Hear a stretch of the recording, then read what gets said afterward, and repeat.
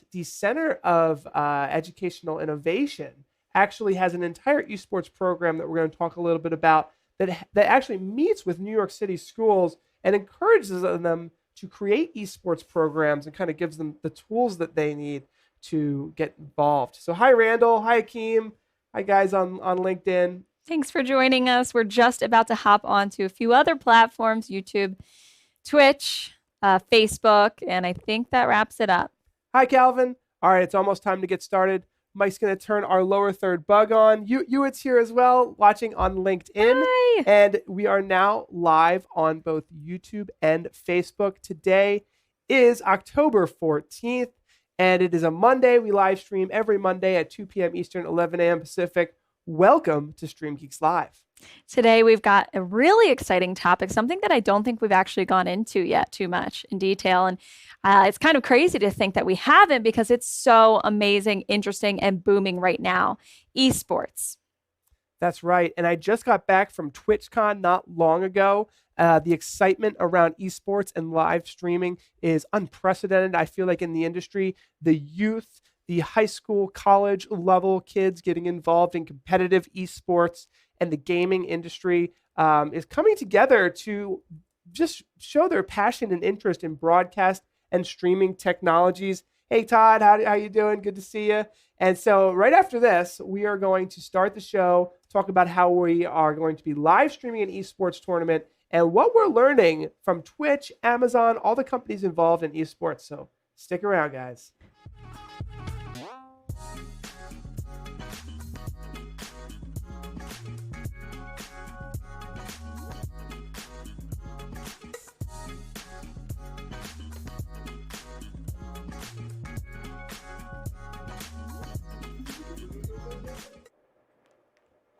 All right, so we're back. Today is going to be so much fun.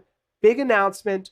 Twitch is going to be helping the Stream Geeks in our StreamGeek Summit. Now, should we step back? Twitch is the interactive live streaming platform that's the world's largest esports gaming platform in North America. Yeah, we're thrilled to have them join us for the upcoming StreamGeeks Summit on November 8th in New York City for something that is going to make the event really special.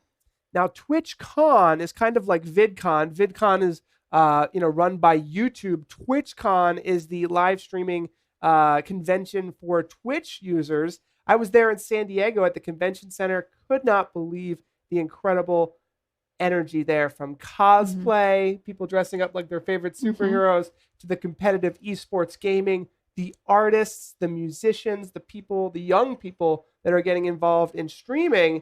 And while I was there, I met a gentleman named Todd Conley from High School GG, and that is where the story begins today. So let's get started. So when I met Todd, he said, let's live stream an esports tournament at your StreamGeek Summit in New York City. You've already got a panel with some really great guests, including LiveView, and we have Lightstream TV coming. We have Magewell, we have New Tech, a bunch of great companies coming together to talk about esports. Let's have a real tournament, get some students involved, and even have a student-run broadcast. So that's what we're going to be planning, and we want to show you guys how we're going to pull it off today. We are so pumped to hold this for you guys. It's going to be a great demonstration, and we're proud to be partnering with the Center for Innovation in Education. We are going to be partnering with a gentleman named Jad Schmeltzer, a former pro athlete turned educator for esports for this nonprofit organization.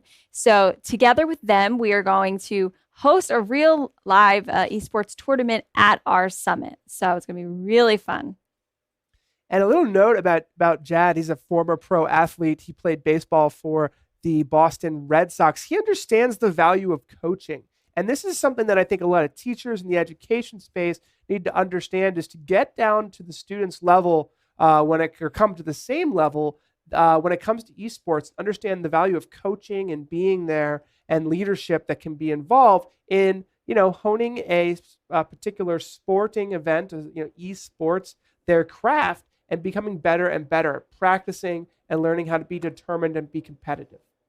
So Jad has some really great advice on that, and he's doing amazing things there. Now with highschool.gg, they're an esports, they've written an esports curriculum for schools to bring esports more closely into what they're doing at school, be more engaging with the students. There's lots of things that they can learn. And it actually is a perfect partnership with our Accelerated Broadcast Club curriculum. For those of you guys who have been following along, we have a curriculum specifically for broadcast clubs, helping students and teachers who are in the broadcast clubs at their schools do more. And we think that by bringing esports and broadcast clubs together, we are going to have some really special things happen. And that's the whole point of this event and what we're going to be doing.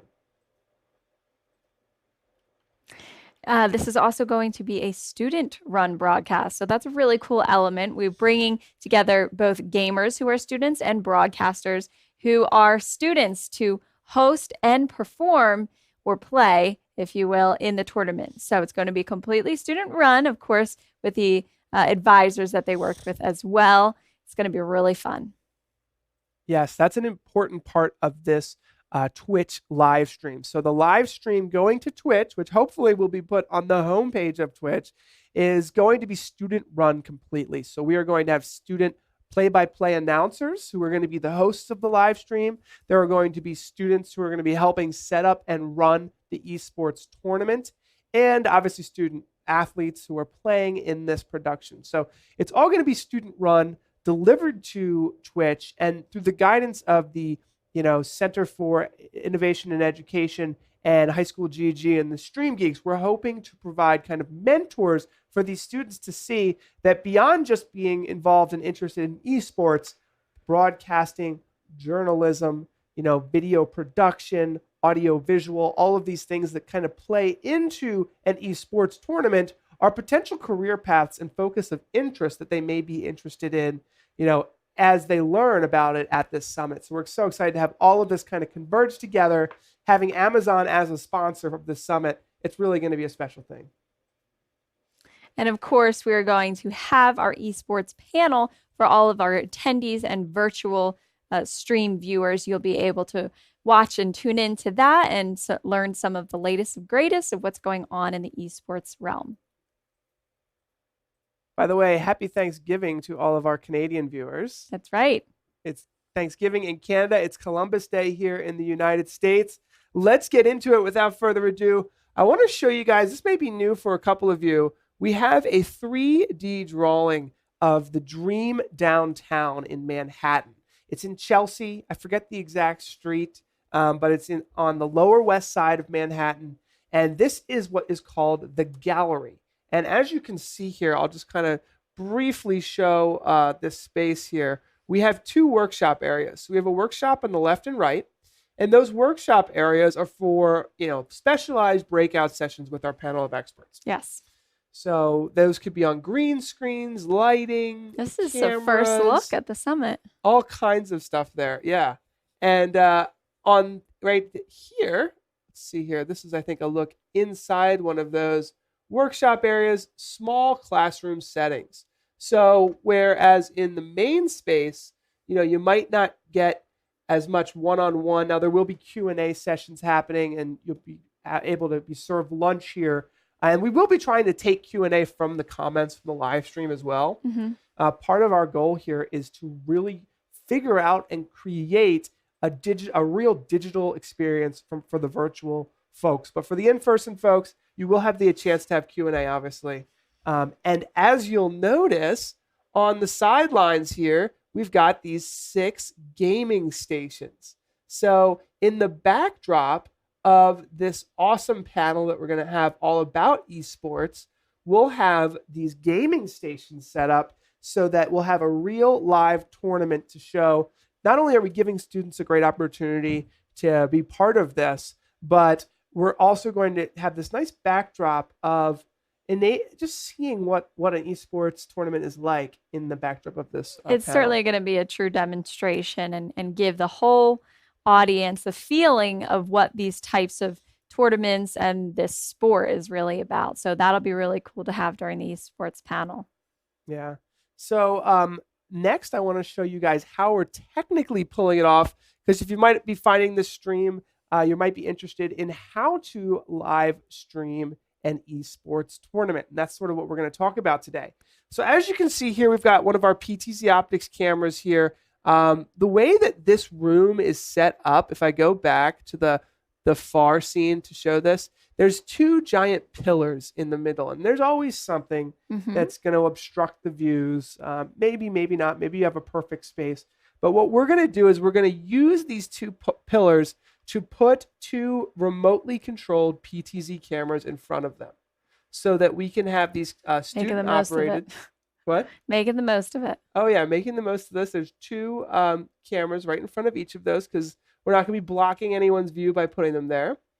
And then those two cameras, along with a third in the back, which you can barely see over in the corner. Here, let's see if I can get a better view of it.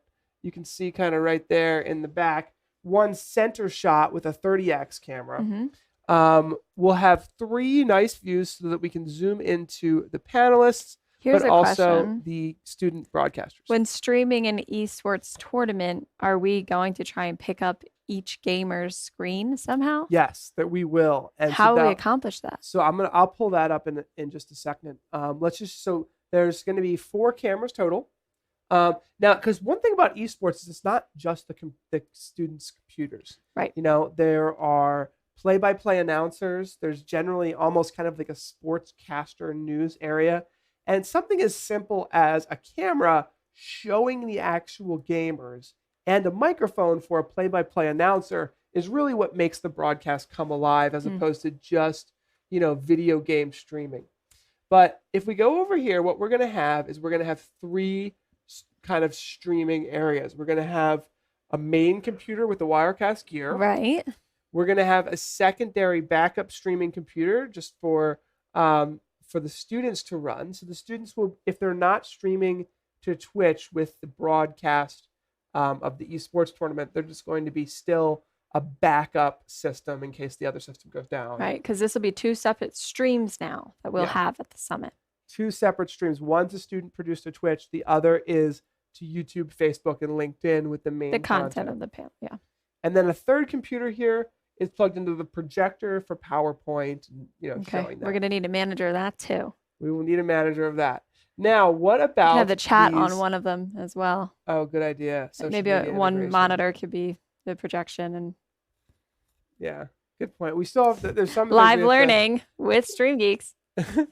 So here's the 3 computers here. Now, all of these computers are going to be connected to the network. So I actually have a little look here at, yes, we are doing Rocket League. That is the game we're going to do. Is that the game you chose? Yes. So the tournament is going to be a Rocket League tournament. It's going to be a Rocket League tournament. It has to be, PG. Exactly. It's going to be a little bit PG. We didn't want to do a Fortnite tournament. Fortnite right now is being sued for being too addictive. So what? A little bit bad PR on the Fortnite side. Also, whoa! Doesn't that just mean that it's too good? I know. It's like, can you really blame them for being so addictive? But here is the streaming layout. Maybe if I go full screen, it would be a little easier to see. So we have 4 NDI PTZ Optics cameras. Now, they're still going to be connected via SDI to our Wirecast gear, but we'll also have all of those NDI sources available over the network to a backup LiveX production bot system and a Synap wireless presentation PC, which is going to allow us to bring in all these different wireless sources to the projector. And that'll actually have a touchscreen, so that'll be actually pretty cool. Very cool. Now, on the esports side, each computer will be running NDI scan converter. So what that does is just kind of runs in the background, and it takes the video how we'll bring from the gaming to NDI. So that will allow us to bring in, I'm thinking in 720p video, because we want to keep the bandwidth kind of low enough so that we can run all this on a gigabit network switch. But that'll be 6 NDI video feeds. Oh my gosh, are we going to put a webcam on each of them? We could. That complicates things. So yeah, we'll think about it. Maybe put some behind the scenes webcams. Wouldn't hurt. In fact, the winner of this esports tournament will win a PTZ Optics webcam. Oh, really? Yes. I didn't know that either. That's cool. Now on the, I have this little pointer I can use. In the streaming machine over here, oops, switched too quickly. This streaming machine will be bringing in the 6 video feeds in like a tiled system of some sort. And then there will be a play-by-play announcer with a microphone who will be, one of the student broadcasters who will be doing the play-by-play. Awesome.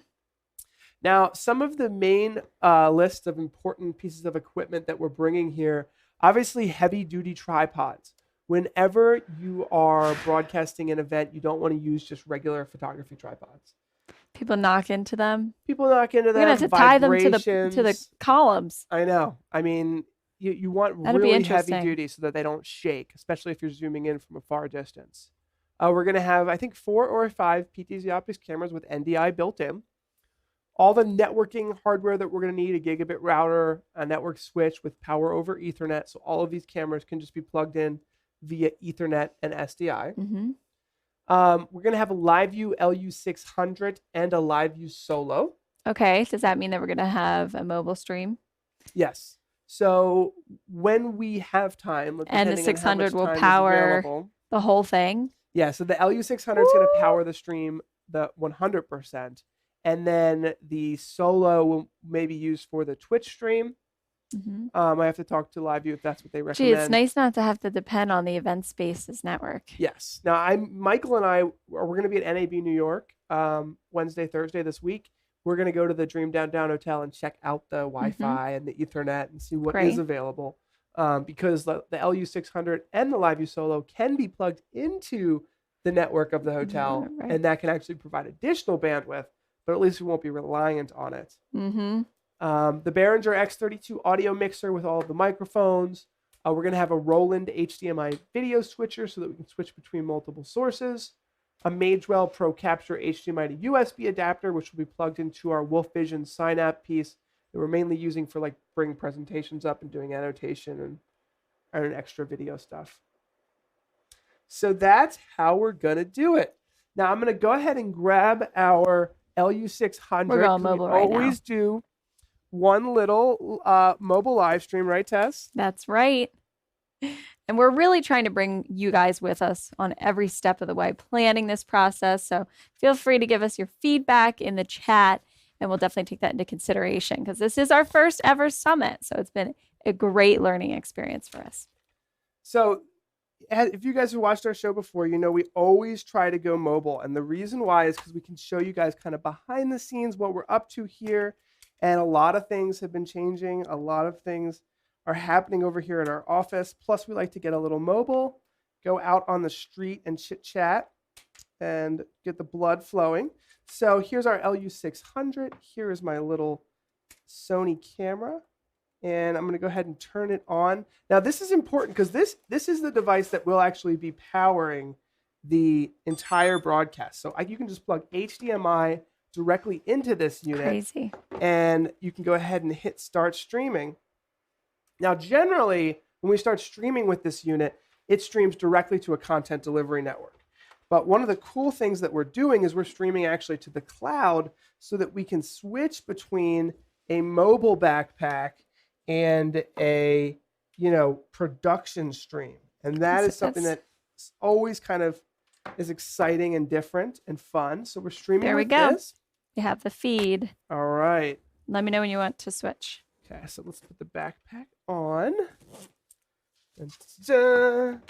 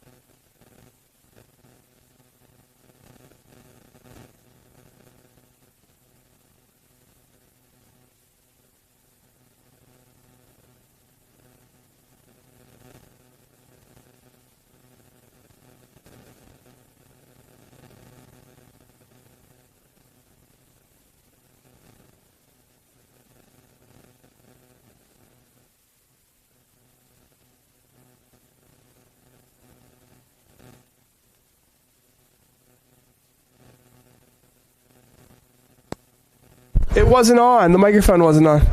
All right, turn the microphone on. Whoops.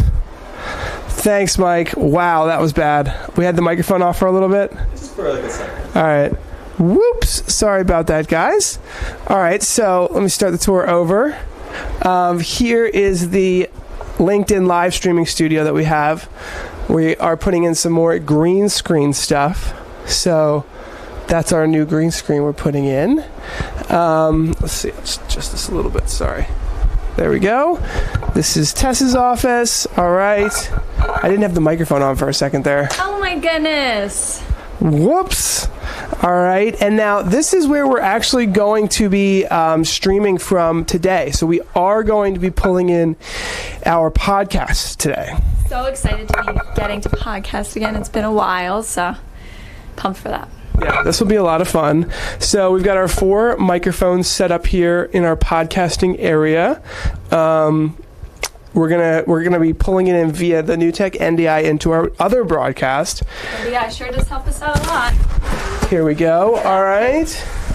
So we're gonna do one little look around our studio now. Nice. It's really nice out here. Now, before we go, I don't know if you guys saw this, but we did put an outdoor camera enclosure up with our PTZ Optics NDI camera here.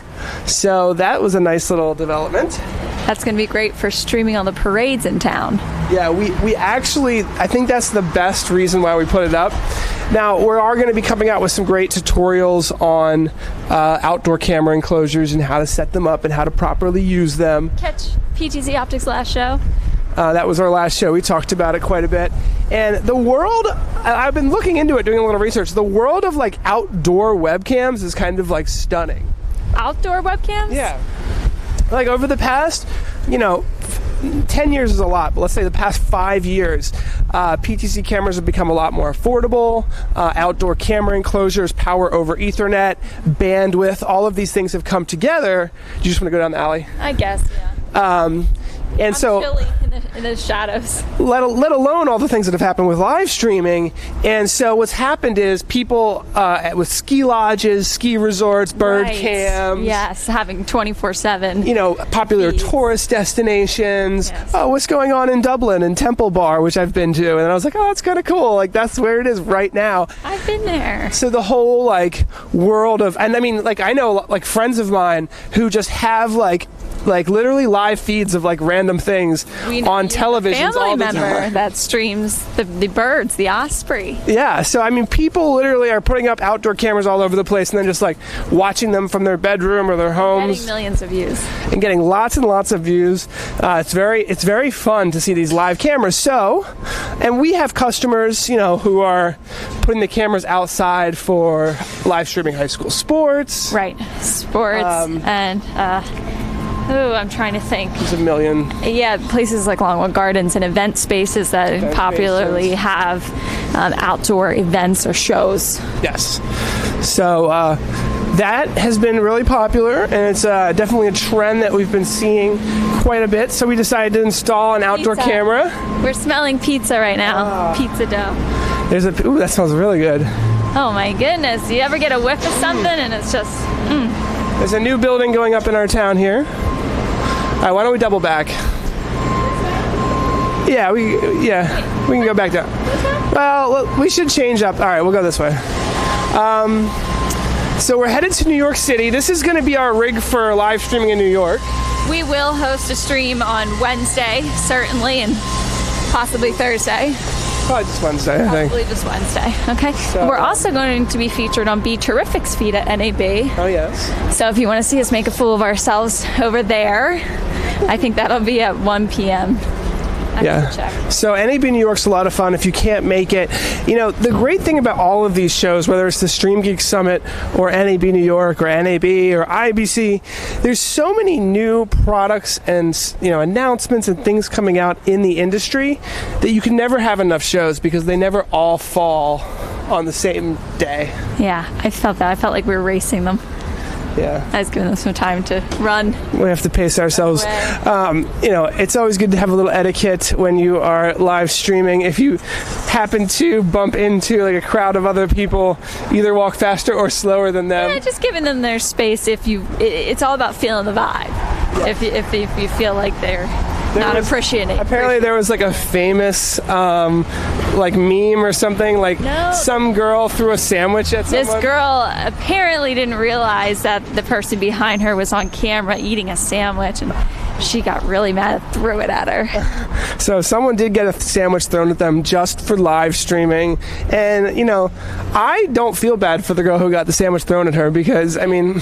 It looks like she specifically moved her camera to not be on herself, but the girl behind her. Apparently she was adjusting a setting on the camera or her microphone and didn't realize where it was pointed. Now, we've done plenty of live streaming in public places, so we are sensitive to this issue. When we do a lot of live streaming at like big events, there's so many people, no one knows what's going on. Right. But if you're in like a private, you know, like lunch area or something, you know, you should be more, the more private of an area you are, the more sensitive you should be.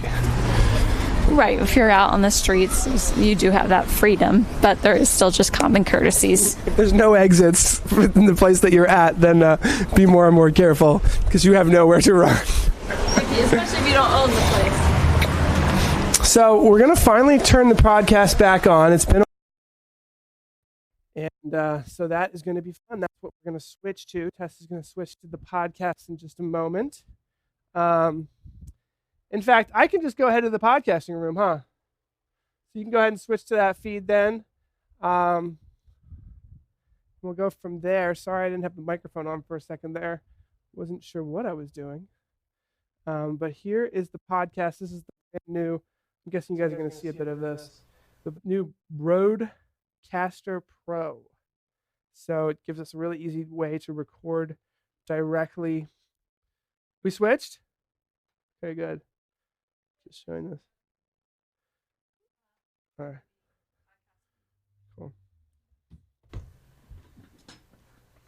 right. Let's turn this on. Yep, we're good. All right. And we're back. Whee. Tess is always freezing. Something's wrong with me. I think I'm anemic. Welcome. Live view is off. The live view is still at 100% battery. Wow. Welcome if you're just joining us. Hi, This everybody. is the podcast portion of StreamGeeks Live. Finally back in the podcast room. And if you've stuck around this long, you rock. Thank you for joining us. This is going to be a very fun show today. It's been a while since we've been on the podcast. We had some issues with our podcasting equipment, nice. but now I always like it. Put the headset on. Yeah, sitting down and getting really dive deep into whatever it is that we're talking about.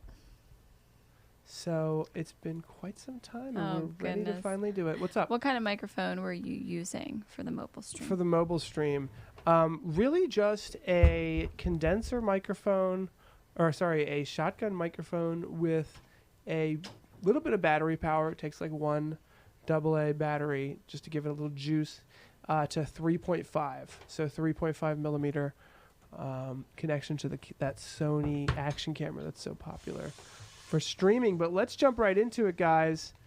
You ready, Mike? I'm ready. All right, let's run the intro. Okay. Hello. Wait, sorry. Expecting. All right, sorry, that was the one that... Redo. Redo. All right, let's try one more time. Okay. Hello and welcome to the StreamGeeks podcast. The StreamGeeks Summit is happening in less than 30 days, November 8th, and today we're talking about our partnership with Esports and Education. Welcome to the Post-Show Podcast with your hosts, Paul Richards, Tess Protesto, and Michael Luttermoser. Let's talk shop. Hi, everybody. Welcome to the StreamGeeks Summit. I'm your host, Paul Richards. He said StreamGeeks Summit. Not the StreamGeeks Summit, the StreamGeeks Podcast. Oh, but that's all been a we've been while. talking about lately, so that makes sense. I should mention, so the StreamGeeks Summit is a full day of education in New York City, in Chelsea, at the Dream Downtown Hotel, where we are going to be partnering with some of the world's top experts in streaming media, including Microsoft, Amazon, LinkedIn, Facebook, Wirecast, NewTek. I could go on forever. Magewell. Holy moly! The video guys, Broadfield, Starin. So many great companies. Lightstream, Easy Live. I mean, the list really does go on and on and on. Switchboard Live. Coming together because we all recognize a need to really, break down what's happening in the industry topic by topic. And so it's going to start at 9 a.m. with Facebook Live. We're talking to some influencers there, what they're doing with live streaming. Going to LinkedIn Live at 10 a.m. LinkedIn is sending representative. We're going to be breaking down the world's largest B2B live streaming platform now. It's in beta that we're actually streaming on right now. We will be going to, where do we go? LinkedIn, then we do esports, and that's what we're talking about today. But further down the line, we talk about YouTube, monetization. We talk about, what's after YouTube? Do you remember? Oh, the tech game changers, game changers in the industry. And then an awesome keynote speech from Jeffrey Colon from Microsoft. But today we're talking about esports. I just got back from TwitchCon. Michael's a bit of a gamer himself. He knows about this industry. Everyone who knows about it knows about it. But let's the people who don't, let's give us a little bit of background here. What is so crazy about esports? How long has it happened? How long did it take? What's going on with this crazy market? We have seen the rise of esports happen in this decade. There's been no other decade except for this one where you've had a rise in professional video game playing. I'm not really quite sure when it started. Definitely the later half of this decade, I would say, like from 2014 onwards. It's no longer, hey, put your video games away and go to bed. It's, hey, Mom, I'm playing all night because I just won $1 million. What are you going to do? Kick me out of the basement? I know. And it's interesting that you say that. Not far from where our office is the gentleman who won $3.2 million. Yeah. More than Wimbledon, more than most regular professional sports. Yeah, he was in Pottstown in Pennsylvania. He won. Whoa. He was on the plane to TwitchCon that I was on, apparently. Really? This kid, he's a $3 How million, did you know he's a that? multi-millionaire. Was there like whispers happening? There was on the whispers plane? going on, like, that's the kid who won. He's the world's Fortnite champion. Funny thing about Fortnite, because we are going to go back and forth on this esports thing right now. Was he in first class? Is being sued. Now, he brought his whole family, so I don't know if I can't remember. That's nice. It's very nice. But Fortnite's being sued for being too addictive. So there's on one side, there's the parents who are saying, our kids won't stop playing video games, okay? In the college level, on the university side, they're starting esports teams and they're giving scholarships away, so they're legitimizing it. There's nothing wrong with it, but in the past 4 to 5 years, it's been an explosion of live streaming the esports, an explosion of the legitimacy of saying this is going to be my career, which I do think is an explosion of online sports. And Julia, one of our coworkers, has a son who plays Fortnite quite a bit, and I told her that Fortnite's being sued for being too addictive, and she said, "Thank you." I think a lot of parents are upset about how much the students are playing. I wonder if 7 years from now we'll be dealing with the same thing with our sons.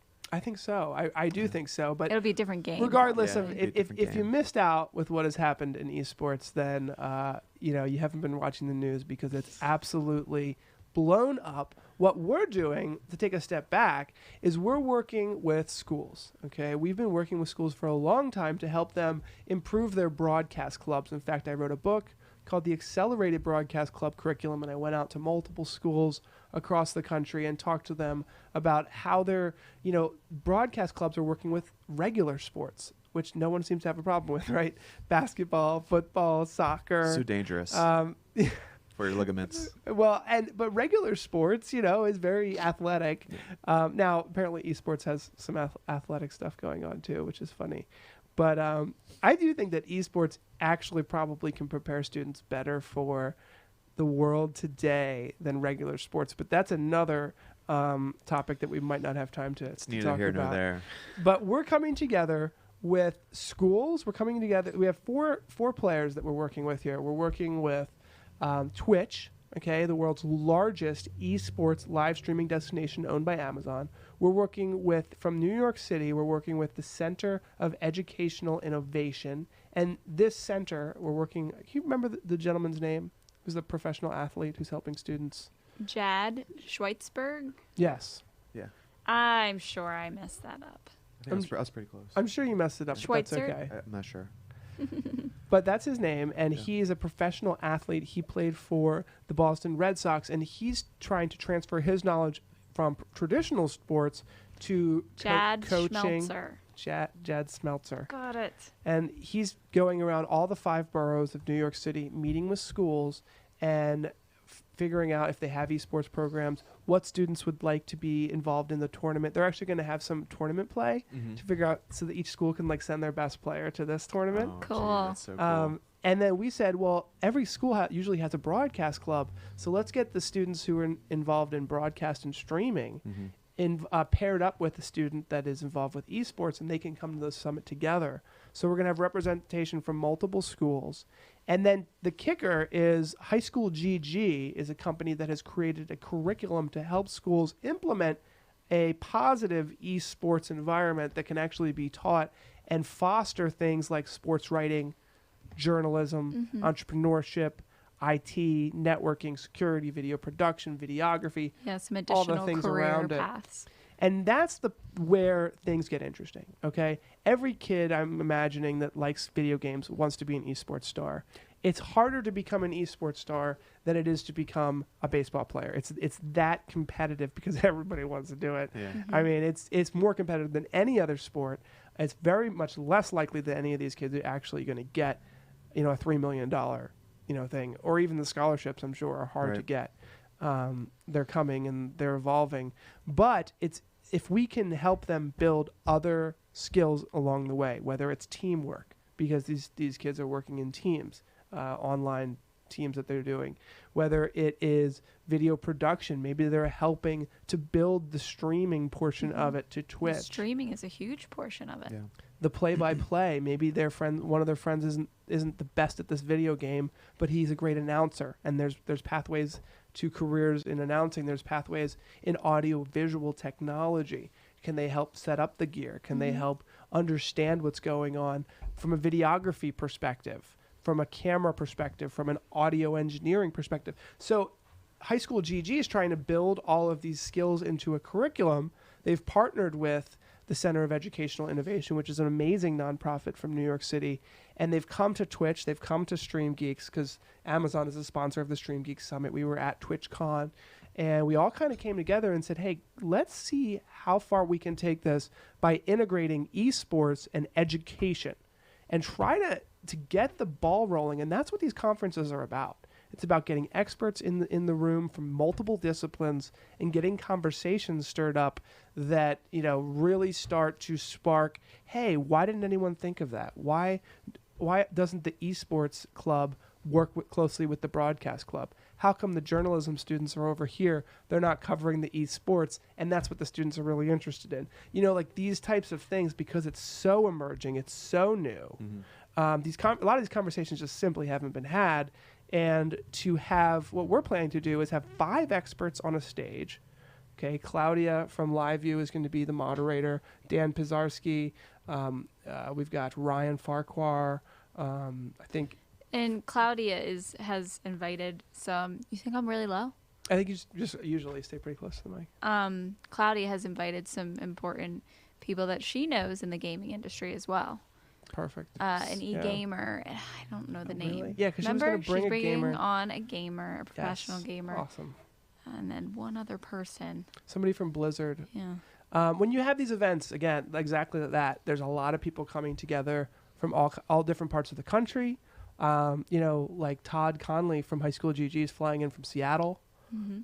We have folks coming from Canada, from Europe. People are all coming to New York City to talk. And so it's going to be really interesting. You got to have those students there, though, if you want to pull this off. So we're going to have 10 students. There's going to be a student-run broadcast that goes to Twitch. And Twitch is so excited about this.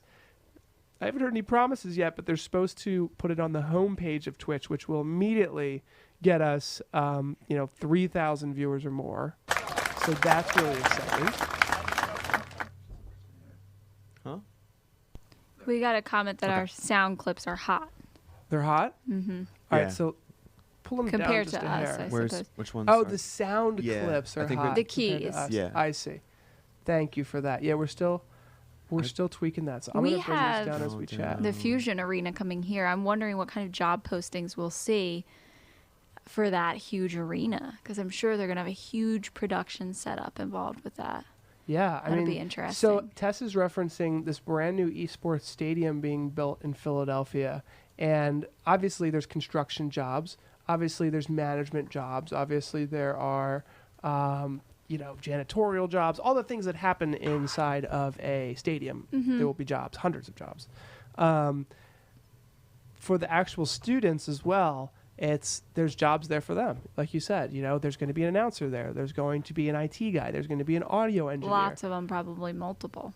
And really, I think the biggest synergy between esports and an actual industry, because esports itself is more of a vertical than an industry. You know what I mean? Like Yeah. it's like, do you consider professional baseball like an industry that like you would actually go to college for and go to? No.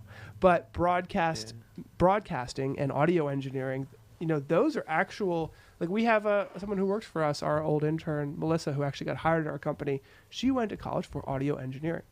There's that many jobs. There's that many radio stations, podcasts, audiovisual companies, and now esports as well that need to hire full-time an audio engineer. So I feel like if we can help these folks interested in esports, trying to prepare them for a full-time career, probably something in the broadcast streaming world definitely is the most synergetic thing, besides maybe like there is like sports. I was gonna say, I think like type of sports, it like you're saying, like baseball. You said like baseball isn't really like a its industry. own industry. It, But there's sports health, Professional I was gonna say there sports. kind of is, yeah. nutrition. There's definitely the health. The of physical course, therapy. yeah. And all Isn't kinds there of like training. coaching It's too? its of own some world. sort? Yeah, coaching and management, that's like its own thing too. The sports, like the stadium, I think has its own Stadium management, management. and then like they have the team, and then the team has the owners. Yeah, I'm not quite sure though. No, there's a lot you're to right. like There's- sports. I have like really no. But it's you know, usually not knowledge like of. baseball specific, and it's certainly for esports. By the way, that reminds me, it's not going to be like World of Warcraft specific here. Yeah. That's one of the biggest issues with, and we're not going to go and for lack of better words, piss on the esports industry about all the issues, because there's a ton of issues. One is, these kids get really good at one game, it's hot for a year and it's gone. And it's like with baseball, you can get good at baseball and you can play a career and stay with Yeah. baseball. Absolutely. But like these games switch every year, Yeah, you which don't makes know. it very difficult to switch. Yeah, you don't know which one's gonna be the hot game. So that's an issue. These esports professionals are very young age, and there's not a large time span that they can actually stay professional. I think Yeah. we said like something like 18. And by the time you're 21, Yeah, You're so I too think old. Your hand-eye coordination has gone down too much. that you just can't Yeah. compete. And I That's assume this is going to crazy. get more and more competitive Yeah, because absolutely. this is just starting to explode. So it's harder to be a professional baseball player than it is to be a professional esports. Esports. If I was in like versa. if I was like in sports, not sports management, if I was in like sports health, I would be like a wrist hand doctor and like be like, I'm an esports doctor Carpal tunnel for doctor. like hand wrist situations. Now all these like rich parents bring their kids with like their like wrists are all messed up from playing video games. Oh my Now, I also goodness. want to, redeem myself a little bit for, because there's a lot of things with esports that make it much more difficult, competitive, and from a parenting perspective, like the amount of screen time it takes to prepare, like a little scary from a parent perspective, right?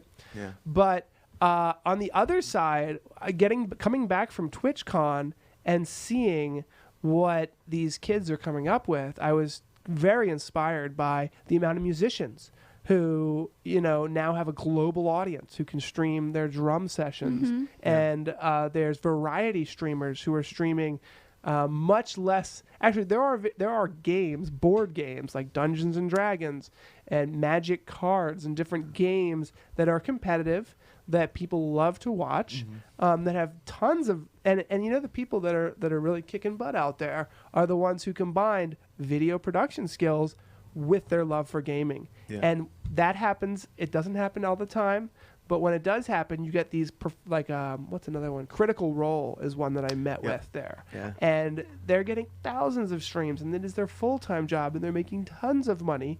And really at the core of it, there's a love for the game. They love Dungeons and Dragons, and there's an understanding of video production. They've got 4 PTZ optics cameras in the ceiling. They've got multiple Blackmagic cameras on the ground.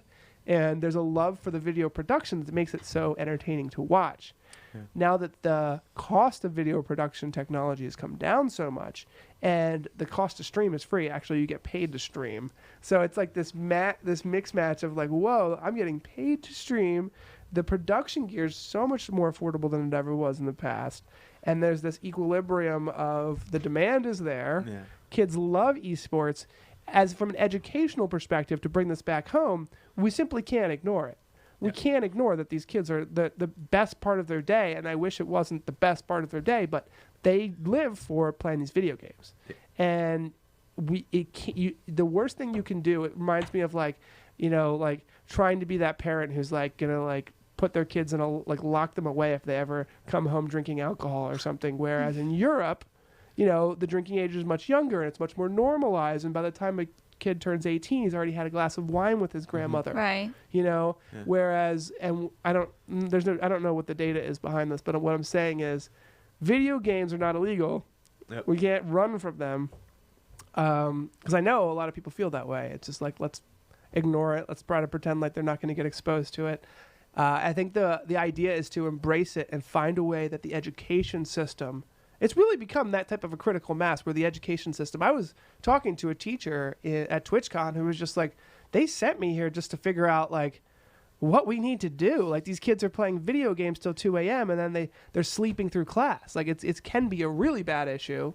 And so they're like, we got to do something to engage these kids so that when they bring that energy they're so excited about when it comes to video games, if they can bring that to school, and they can engage in a competitive game, and the teacher can spin it in a way that we can talk about things that, are educational, teamwork building, coaching, communication between students, not all online. And I'm really excited to hear from Jad, especially with him being, a professional athlete, but now having the experience with working with students to engage with them. He decided to go with the NBA 2K, which I think is really smart. He works with underprivileged, underserved, I think underserved is the right word, underserved communities in the New York City area, where he's bringing in these NBA 2K tournaments so the students can just play some basketball. Yep. And I feel like it's a relaxed way for teamwork to happen. It's a fun way for some kids to get together. And he tries to take that platform, which, and I would, if I was in education, this is what I would be focusing on, because you got to have the investment and the attention of these kids. If you feel like you're going to make an, it's like trying to teach kids who just about, calculus, who are just like, no.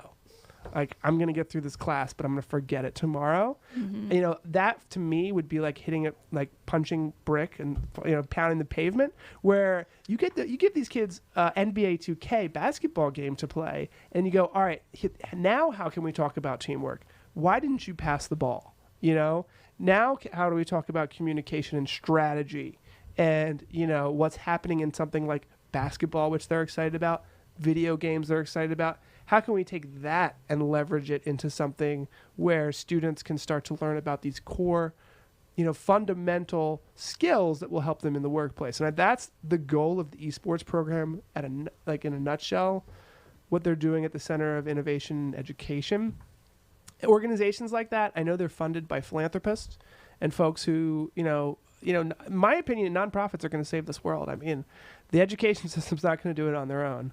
So we've got this great organization.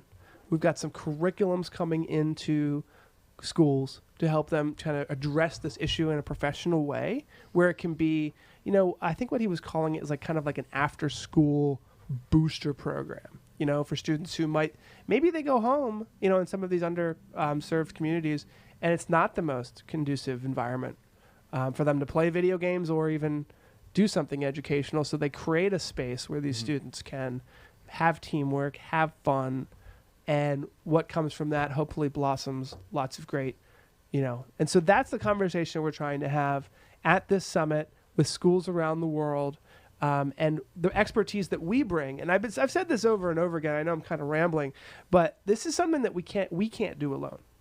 We are one small piece of a really big puzzle. I'd say that the esports software developers are a big piece of this puzzle that needs to come to terms with what they've started. But we're a very little small piece of this puzzle that is hosting a summit in New York City, trying to bring together as many people as we can. Tess and I are parents. We're passionate about trying to help kids in this world and do good. Julia's son and daughters are a little older. They're into the TikTok and the video gaming, so she's in the midst of it too. We're not, far from this. This is part of our daily lives now. We're on the side of it from the broadcast side, from the streaming side, and I think with us being a little younger, we designed StreamGeeks to be more fun, to be a little hip, to be a little cool without being facetious. That's what we were trying to do. I think we may be able to play an interesting role in the convergence of esports and education. It is going to be a massive topic of interest, and a press release is going out this week with the support of Twitch, with the support of the Innovation Center of Education, with the support of the StreamGeeks, with the support of High School GG, and maybe, just maybe, somebody listening to this podcast out there or somebody watching this live stream will go, my kids are at school and they're in the broadcasting club, and Jake over there is playing video games all alone. Seriously, think about that. What I remember is the kids playing the video games were like the dorks, and they were like, there was no place for them. I'm surprised the issue wasn't this large way back, when kids were playing Nintendo and Super Nintendo. Weren't people up all night playing games then? Yeah, but you didn't have the internet, so you couldn't connect. You couldn't connect with other people, and then you didn't have the type of gaming you had in 2001, the first time you could take an Xbox and create a local area network and connect 4 Xboxes together in the same room on 4 different TVs, and then have all your friends over. Maybe to play it's a giant game like that. Yeah. But that was all in the same room. Right. Now everyone's alone talking trash. And now it's every room has a TV or something. Yeah. So you didn't have to fight with your parents for the TV at night to play Super point. Nintendo. And this was also past the AOL days, And so you didn't have to USB. dial up or have to share it with your sister. Exactly. It's my turn to talk. So access is easier. You have a computer and you don't need a TV to play the video game. I feel like StreamGeek should have a special edition, special downloadable for parents whose kids are out of control with Fortnite. But I thought we figured this all out with the I Oregon would Trail. if my own son was going at it. I would be like, here's my downloadable. Download it right now. 10 things that How to stop Paul Paul's mentioned. son from playing Fortnite all night. Now I do have a couple interesting ideas I haven't told you guys about yet, but I'm gonna go ahead and unleash them to the world. So here we go. Because I've been thinking about this, and I'm like, all the things that we just said, I've been thinking about: education, esports, the good, the bad, the ugly. It's all there, right? So there's 2 things I'm going to do for the StreamGeeks Summit, not just to get these students involved. You could use an Xbox controller to control a PTZ Optics camera. People love that. And I feel like it's the generation who used to play Xbox who are now in the video production industry who are like, I can control my camera with an Xbox controller? Yeah. Is Sounds Xbox fun. out? What? I just use Xbox to stream TV. Netflix. Nah. Yeah, Xbox no, is the Xbox one. is still good. I'm just saying that people like it. People love it. And I'm assuming there's a nostalgic love for video game controllers, and using it for camera control is just cool. So we're going to do that. But then I was thinking about it, and I was building this arcade machine from Arcade 1 up, and I was modifying it with the Raspberry Pi to see what I could do. And I was thinking about it, and I was like, man, I could turn this whole arcade cabinet into a camera controller with NDI Studio monitor. Yeah. I was like, wouldn't that be cool? And then I was looking around, and on Etsy, there's a guy who sells tabletop arcade monitors. Yep. It's pretty popular. It's like a bar top arcade monitor. So you don't need the whole cabinet, just a little one. So And empty? It's basically it's got a 10-inch screen, widescreen. It's got a little marquee, and you can put custom decals on the side and whatever. And it's just tabletop, and that's all. You plug it into the wall. And so I was like, well, if I put a computer in there and have an Xbox joystick pop out. I've got an arcade machine that's this big that I can bring to the summit. Maybe I'll make 2 of them. Oh, And That would be fun. and literally that's what the kids can use to control the cameras. it's cool. And so like things like that, like, you know what I mean? It's the convergence between esports, arcade nostalgia, fun, and camera control, which is a legitimate job, video production, things like that. You know, the need for video producers and video production and PTZ camera operators is exploding. The amount of events that need to be streamed that aren't being streamed is just increasing year after year after year. So I feel very confident that these students, if they invest in learning about this technology and they get excited by the fact that it's being used to do esports, I think that's why everyone's coming together and saying, you know, let's do this. This is good. This is something where the broadcast club is going to start helping the esports. And I kind of talked about that 10 years ago, this esports, kid being, I hate to say, like, you know, the kid in the corner who all the football jocks, you know, right? I mean, I'm not like making this up. The football jocks are over there and the video gamers are over here and they're not, you know, the popular ones. Now it's kind of switched and flip-flopped a little bit here. Yeah. And the esports kids are the ones who are getting the huge rewards and, you know, talking online, and it's become way more normalized. And so how do we see it happening? How do we, you know? It's like a broader, we haven't even like dived into this yet, like e-culture. And that's like a huge thing. And it's like esports is just part of e-culture, like e-dating. It's like all this whole new thing. Yeah. And I don't even really know like too much about it because it's brand new, but it's like the new thing. It's like the new scene. Yeah. It is, and it's as big as you could possibly imagine, and it's growing faster than you can possibly imagine. It's like what you're not online with your e-date with your e-girl playing League of Legends. Like you're just like a simp like everybody else. Like you're washed up like all these other people. Like look at me, I don't even play League of Legends. I'm washed up. Yeah, I know, I get it, and you know, it was funny. I was talking to a woman who worked at Twitch at the train, and she before I got on the plane ride home from San Diego after TwitchCon, and she said that she's heard every story under the sun about like this, really just like parents and kids, and so parents are the ones who are taking the blame when issues are happening, right? I don't know why that the video game industry doesn't have to take blame for having all this violence and stuff. I think that it's a lot of violence getting in the hands of kids, and like apps, phones, cloud-based gaming, all this stuff is going to become wildly more accessible. It's not going to be like the parent bought a $50 game for the kid that was, you know, had violence in it. It was like the kid accidentally downloaded it and started liking it and started playing it. Like it's going to be that easy for these kids to get access to violent games. But anyway, and it's like, who's involved? The parents are always the ones who get the issue. The parents are the final stop why for aren't what's the parents being brought into the home. And that's what they were saying on Cheddar Business when they were talking about Fortnite being Fortnite is getting sued for being too addictive. And they're like, how can you make a game be too addictive? That's their job, is to make the game addictive. I don't agree. Yeah. And so they said, well, don't the parents know that there's like Watchdog, you know, software that you can put on your computer? Or Bark. Or Bark is another one. Plenty of software out there to take control back of your household. But this assumes that the parents know about this stuff. You know, we should be probably talking a little bit more about that at some point. Yeah. Because I don't know who's doing the education there, but like as a parent, I got a million things going on. I got one of my kids just throwing a tantrum, the other one just pooped on the floor, and I'm supposed to be doing like IT security networking. Well, you're not at that like point in your life right now. But I better understand how that stuff works. Yeah. At that point.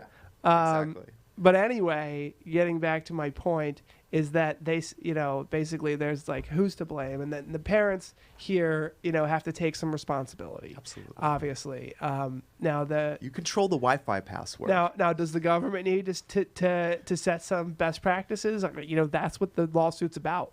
You know, Fortnite is like the least violent video game. I know. So why? But they're too addictive. That's the thing. That's what they're saying. You see, it's about time. It's like it's like a whole bunch of other things. It's like the popularity of it. It's the hot thing. It's gonna die off. Something else is gonna come through. Yeah, well, maybe it's a video game. Maybe also real life. 50% owned by a Chinese company, which I don't think is going to help them if it does go to a government call. I don't think that's going to help support their cause. But the way that, you know, the United States has been. The one thing about that game though, it was free. It's free to download. Yes. So you don't pay any money for it. But if you want like all these extra things, like what they call skins or like the look, I got to pay for it. And then like so there's microtransactions. there's that happen. microtransactions. So I would see regulation with microtransactions. That's what they were saying. As for violence, man, that's like that story's been going around since like the 90s. Yes. Marilyn Manson. Yeah. Eminem. Actually, in the 80s, they Ruining blamed people. Dungeons and Dragons.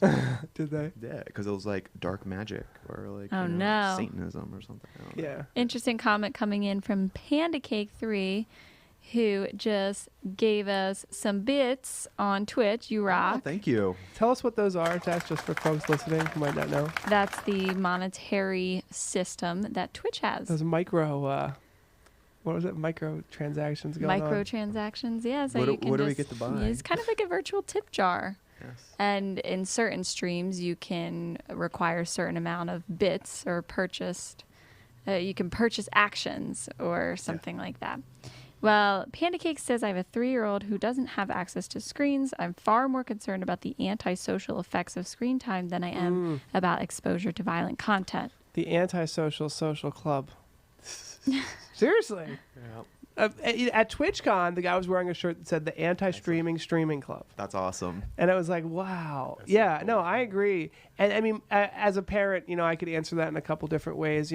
I do think that, some exposure is good. That's me.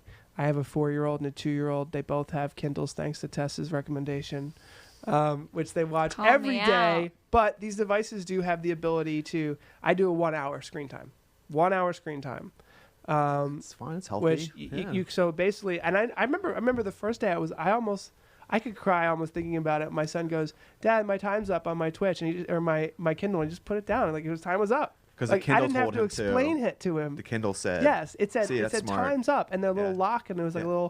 a little like cloud with like a Little lock. like it was just like done. Yeah. And he got it like the way that Amazon made it, like it was clear to him that it was over now. It's smart Like, because mom and dad yeah, aren't telling it didn't him come no. from me. The thing is. Yeah, and so You like just I say hate no. to say that like mom and dad are gonna have to put those things in place with everything Absolutely. in the kids' digital world, and I don't think that you have to be. I mean, it just depends on the environment and the community. It's a crazy world. Think about like we didn't have cell phones in high school, so like imagine what these kids are like now. I mean, it's just so massively different. It's really and that's the major problem. It's happened so fast that the teachers don't know what to do, the government doesn't know what to do, and there's billion-dollar companies working on making these games more addictive. And they're literally billion-dollar companies. Now we're talking about Google and Microsoft here, all right? They're supposed to be American companies that the way that they're put together, it's supposed to look like we have your best interests at heart. What are they both doing? Cloud-based gaming and streaming platforms that are going to put video game access to an unprecedented level in the hands of billions of people. All you need is like a 5-year-old smartphone and you can play any video game. That's what they're doing. That's what they're rolling out. So anybody with an old cell phone can play. I'm gonna shine some light onto this dystopian future that you have described to us. I feel like with what comes around, what is the saying? What goes around comes around, and with massive access to digital, whatever gaming, you're gonna have like a backlash, and you have people going back to analog. And I don't know how that's gonna look. One of the classic examples is digital photography and how people are getting back into film. And you have a lot of Gen Z kids that are younger than me who want to do film, who want to take photos, not on their phone, but actually on a camera, develop the film, and have that analog feeling. So I feel like that might happen, with video games.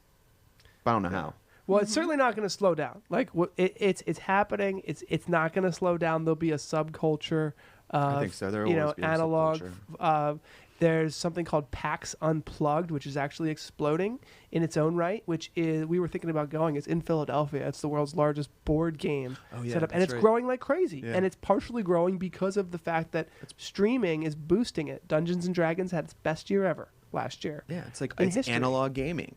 But That's it's why also a mix of analog and digital. Well, we want to watch the analog. I'll throw you something funny. We got to wrap up the podcast soon, but there's a man who ran I don't know how many miles, but in less than 2 hours. Oh, yes. Did you hear about this? Yeah, what did he run?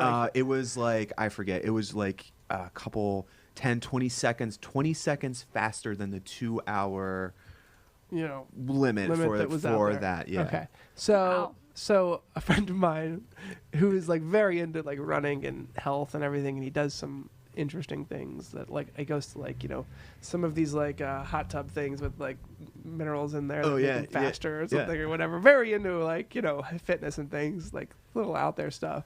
And he was like, it's going to be so interesting when humans and robots start to integrate. Like then what'll happen? Yeah. And so like he's totally, and this is a very smart entrepreneurial kind of guy who like has climbed 5 of the 7's world largest mountains. Yeah. Very interesting guy. And he's looking at this guy who just beat the world record on running and is thinking, like, I can't wait to get more bionics in my body so that I can run even faster. And I'm just thinking in my mind, like, my goodness. Like there's a humongous portion of our population that can't wait to be enhanced by machines inside of them. Yeah. So cyborg enhancements. Nobody knows what to do. What? Things are moving just too fast. This is getting weird. But I do think that the Stream Geeks are going to play a very, assuming that everyone in our group is passionate about it. I know I am. I wrote a book about helping churches live stream because I'm passionate about spreading the message of God with live streaming. Maybe a certain, I'll tell you, even some of the churches that we talk to are putting in live streaming systems to say, hey, I have a cousin, Mike Givler from I forget the name of the church that he's from now in Coatesville, the Olivet Methodist Church. Olivet Methodist. He straight up said, part of the reason why they put this in is because the youth, he has a young cousin, he's a gamer. They don't know how to connect to these gamers the way that, normal, it used to be. There was none of this stuff. The kids just came to church. And I don't hear your lip, Danny. You're coming in with me. Maybe they skip church every once in a while, but it was okay. But now it's like they're at home playing video games. It just doesn't seem right. Yeah. But on a Sunday morning, but they help put in these cameras. They're helping with the streaming. They're helping with the broadcast. It's not the solution, but I think it is, and it's not a Band-Aid either. It's a pathway. It's a possible pathway for students who realize that their one buddy over there is going to be the esports star, or maybe, and they're just not going to be playing professional esports or professional baseball, or professional basketball, and they're going to tighten their belt and realize they can help their friends live stream their esports tournaments. They can help their friends tweak their podcast or their streaming studio, and they can transfer that knowledge into all kinds of career paths. So that's what we've been talking about today. That's what we're excited about. The StreamGeeks Summit is November 8th. We went on a million tangents, so maybe we'll just leave it at that. Check it out. It's going to be live streamed for free. Yes, it will be on Twitch, but it'll also be on Facebook, YouTube, Amazon, all of these, LinkedIn. Be everywhere. It's going to be everywhere, so don't miss it. Come to New York if you want to meet with some of the experts involved. And thank you for watching, everybody. You guys are the best for supporting us and helping us do what we do. Take care. Bye.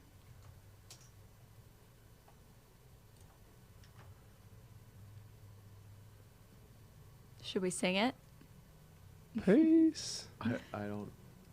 No outro music today. All right, I guess there's no outro. I don't know where it went. You broke the key, Mike. No, it's not you, it's me. No, I don't think the outro's in there. We went through. I don't see it. Is that what this is? What is that? No. Oh, guys, we never hit the record button on the road. It's okay because we still have. I thought we didn't have to. We don't. But it's kind of supposed to be kind of like a backup. Yeah. Hello and welcome to the StreamGeeks podcast. Yeah, that was a beefy one.